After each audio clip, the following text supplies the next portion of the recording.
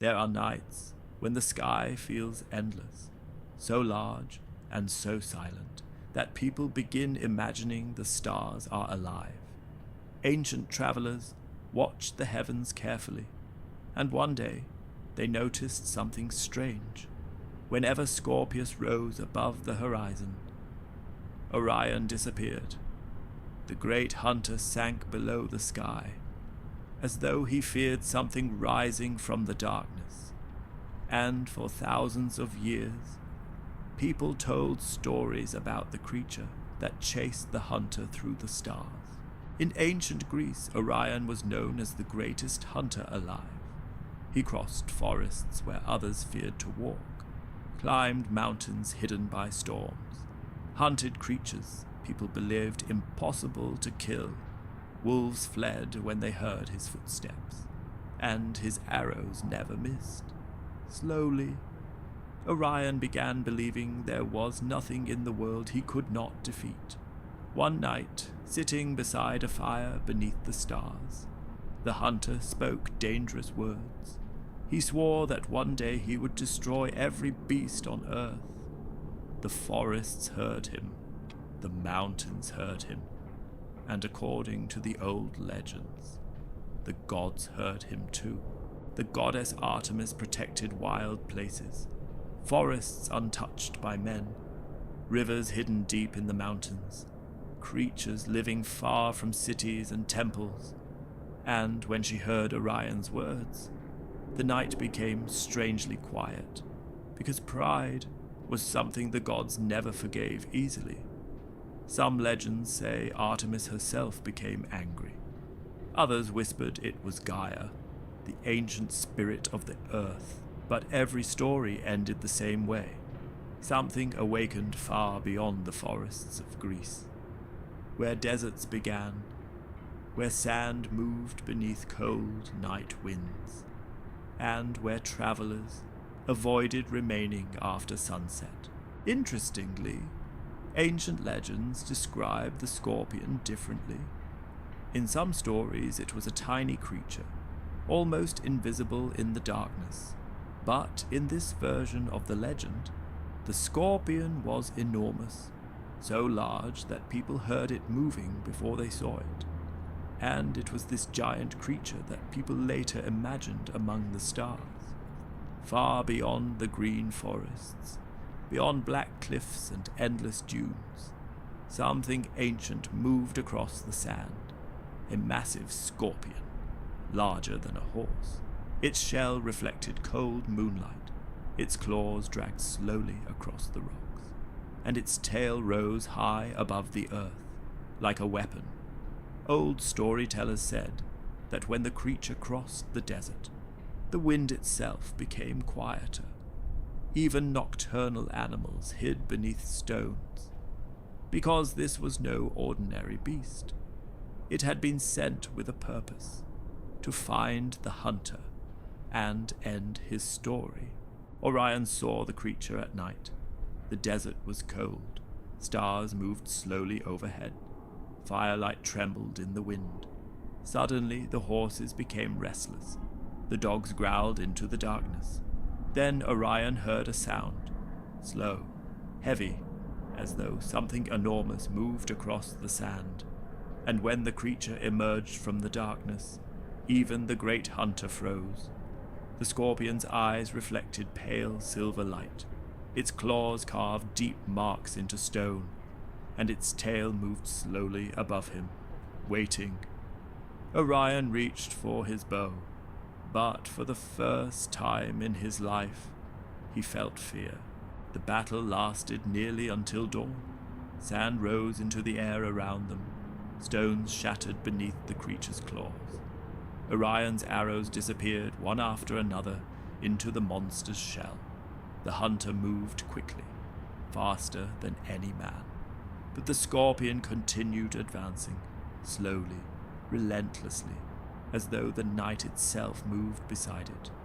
Sometimes lightning illuminated the desert, and for a moment, Orion saw how enormous the creature truly was. Its shadow covered the sand like a black wave, and for the first time in many years, Orion understood. Before him stood an enemy that could not be frightened. Then, just before sunrise, the Scorpion struck. Its tail moved so quickly the air itself seemed to tear apart. The sting pierced the hunter's body. Orion stepped backward, then another step. His bow fell from his hands. The world around him began to darken. The stars blurred before his eyes. His knees touched the sand, and above the desert, for the first time in many years, the world became quiet without the great hunter. But Orion's story did not end on Earth. The ancient Greeks said the gods lifted the hunter into the heavens, high among the stars, forever carrying his bow, forever walking through the night. But they also placed the Scorpion among the constellations, so people would never forget how pride ends. And even now, if you watch the night sky carefully, you may notice something strange. Whenever Scorpius rises above the horizon, Orion disappears, as though even among the stars, the hunter still flees from the creature that once found him in the darkness. In ancient Egypt, scorpions were feared differently, not as hunters, but as guardians. People believed the most dangerous creatures stood at the boundary between life and death.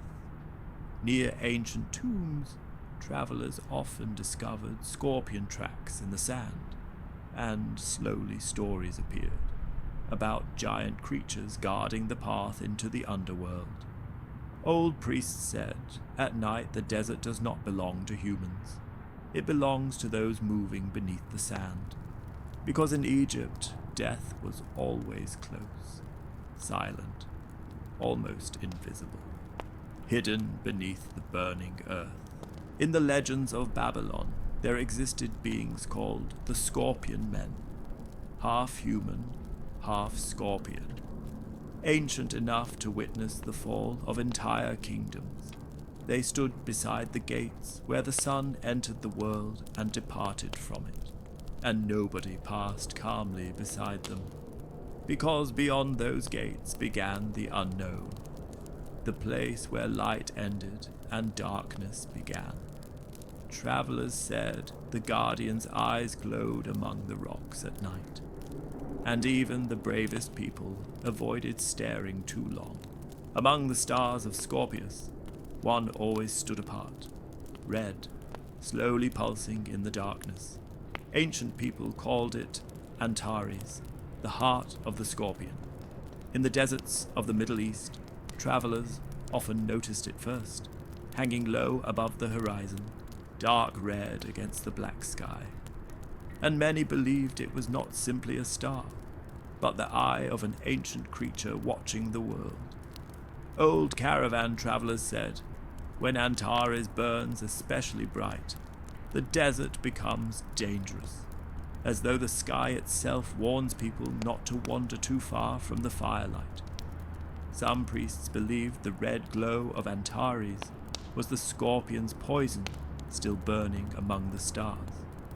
Others believed it was the creature's heart, still beating in the darkness thousands of years later. And when wind moved through ancient ruins, people sometimes imagined something enormous, still slowly crawling beneath the night sky. And perhaps that is why people remembered this story for so long. Not because of the battle, not because of the poison, not even because of the death of the great hunter, but because, while looking at Scorpius in the night sky, people remembered the world has always been larger than humanity, older, quieter, and far more ancient than kingdoms or cities. The same stars watched the first hunters, watched caravans crossing deserts, watched Egyptian temples, watched sailors drifting across dark seas. And thousands of years later, they still watch us. Somewhere among those stars, Antares still shines, the red heart of the Scorpion, slow, calm, almost alive, And if one night you find yourself far from city lights, beneath a truly dark sky, perhaps you will see it too, a small red light in the endless night, and for a moment, understand why ancient people never stopped telling stories about the stars.